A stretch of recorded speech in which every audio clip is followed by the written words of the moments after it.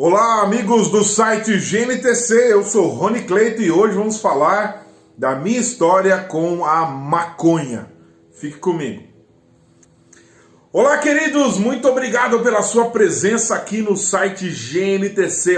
As redes sociais todas aqui do site GNTC, lá você fica bem informado, vê vídeos, notícias, links e tudo mais o que o site GNTC pode oferecer para você. Vem para cá, GNTC aqui da região e também do mundo. Siga a gente lá.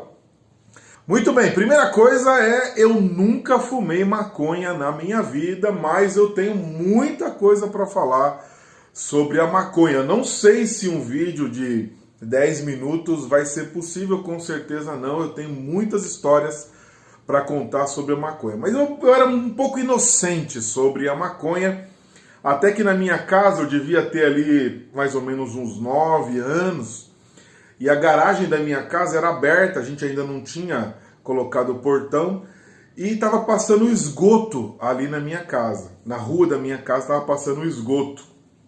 E os homens da Sabesp estavam ali mexendo e eles montaram, na minha garagem, montaram um quartel-general ali, com fogãozinho, canos e colas e tudo mais.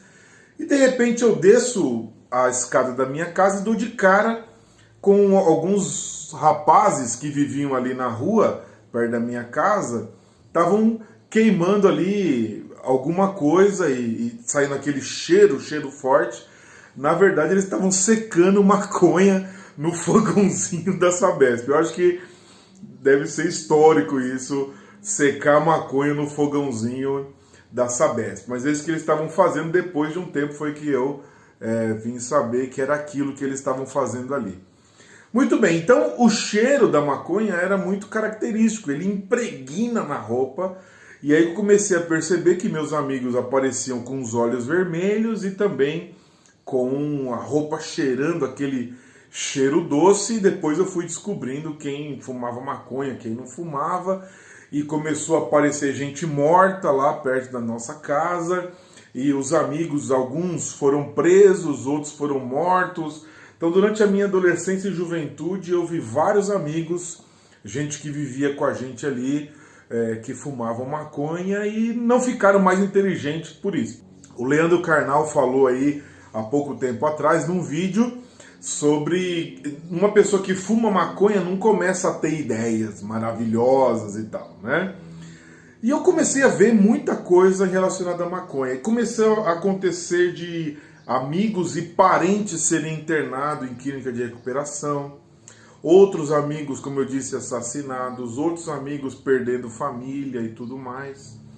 Mas eu tive várias histórias que mexeram muito comigo, e uma delas é uma mãe. Eu recebi um telefonema, era uma pessoa do conselho tutelar da cidade que eu morava, Buri, e ela falou: pastor, eu preciso muito da sua ajuda, mas eu não posso fazer uma visita nessa casa como conselheira tutelar, eu preciso ir lá como uma amiga, uma companheira, primeiro porque eu tô com muita dó da mãe, e aí eu queria que você fosse comigo lá. Eu falei, tá bom. Chegamos lá, era uma criança com um bracinho, talvez, aqui tem um negócio de álcool, ó. O bracinho da criança deve ser isso aqui, devia ter uns 12 anos, mais ou menos, 11, 12 anos, o bracinho fininho, era uma criança raquítica mesmo, assim, muito pequena, para 12 anos, e a mãe acorrentou aquela criança com uma corrente de cachorro,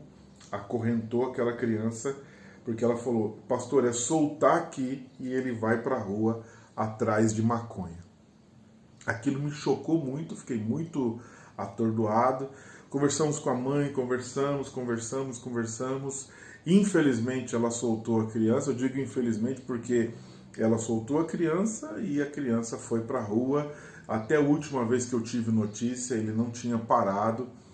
Depois eu saí da cidade e não sei o que aconteceu. Mas antes de você criticar essa mãe, você imagina que isso já faz mais de 12 anos.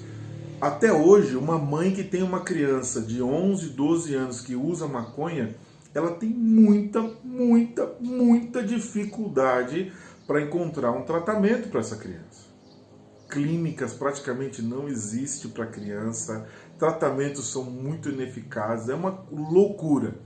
E aí gera aquele desconforto de pensar, bom, não pode colocar essa criança à força em algum lugar, mas se ela roubar, ela vai para a Fundação Casa. Se ela matar alguém, ela vai para a Fundação Casa. Então são dilemas muito grandes.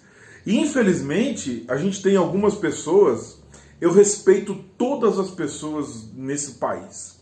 Gente que pensa diferente de mim, eu tenho, com certeza vai ter gente aqui de tantas religiões, de tantos pensamentos e etc. Mas eu não consigo tolerar uma pessoa que é favorável ao uso recreativo da maconha. Porque quando eu vejo essa mãe, quando eu vi aquela mãe, eu fiquei imaginando no lugar dela. Eu fiquei me imaginando no lugar dela. Outro dia eu conheci uma outra mãe, eu vou usar aqui o nome de João, que é o filho dela, mas não é João, estou usando o nome de João. E aí a mulher, eu tive 2 encontros com ela. E aí, no primeiro encontro, em 1 hora, 40 minutos ali, ela falou, sei lá, umas 50 vezes o nome do João. Usuário, a princípio, de maconha, mas eu soube que ele usava outras coisas. E ela falava assim, não sei o que o João, não sei o que o João, não sei o que o João. O João, ele sequestrou a alma daquela mãe. Ela só vivia para o João. Só vivia para ele. Então, um usuário de drogas, maconha e outras tantas, ele vive para aquilo.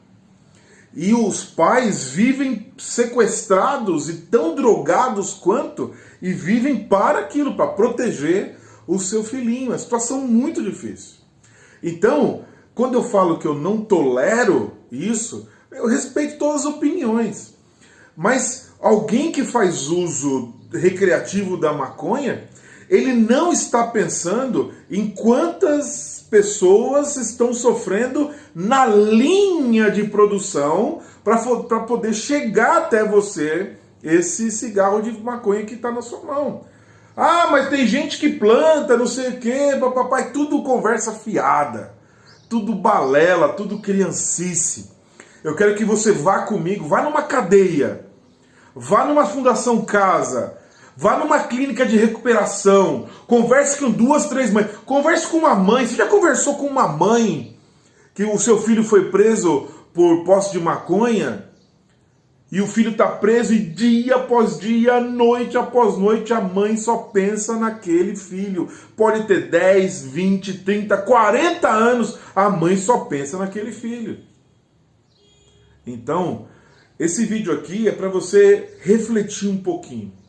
Passa esse vídeo para algum amigo seu que vai para a marcha da maconha, que posta lá sobre maconha, que vive aí acompanhando os youtubers maconheiros. É muito fácil. É muito fácil ter 3 milhões de seguidores e puxar um cigarrinho de fumo de maconha. Agora eu quero ver você não ter nada em casa, já vendeu tudo da casa e ainda sustentar o seu vício. Aí é outra coisa, é outra conversa. Já destruiu o pai, a mãe, os irmãos, já destruiu tudo. Entendeu? Então, eu tenho muitas outras histórias para contar sobre a maconha. Mas quando eu vou numa clínica de recuperação e eu ouço aquelas histórias, eu ouço a maioria de quem foi pro crack, pra cocaína, pro êxtase, para as metanfetaminas, a maioria deles começaram com maconha. Pense bem, não entre nisso. Pense bem, não defenda isso. Pense bem, reflita, estude. Famílias estão sendo destruídas por causa desse vírus. Esse vírus, ó. Estou pensando aqui já no vírus Covid. Não. Pense muito bem nesse vício maldito. E eu não estou nem falando aqui contra a maconha no canabidiol, nos medicamentos que trazem algum benefício para pessoas aí com problemas da mente. Não é nada disso. Mas pense bem antes de defender coisas que você não faz nem ideia que aconteça. Ou talvez só de ouvir falar. Eu não conheço de ouvir falar. Eu fui lá. Eu vi a coisa lá. Eu fui em velórios. Eu fui em clínicas. Eu conversei com as mães. Pense bem. Um abraço.